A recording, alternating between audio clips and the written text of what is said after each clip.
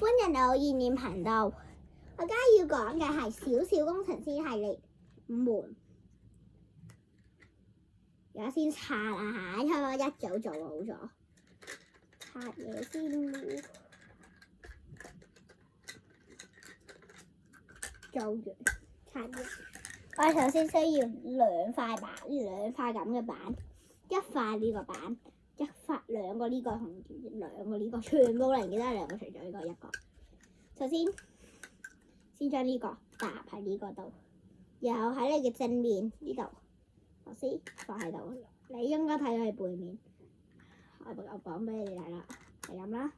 你喺後面呢度，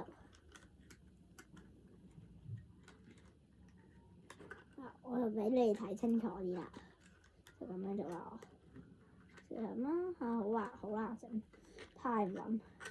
我做翻自己個方向啦，係咁啦。呢度扭好啦，由呢度企下板擺後面，將件都咁嘅，就係將呢個插入去一樣啦，咁嘅就一樣啦，留螺絲做同樣嘅步驟啫。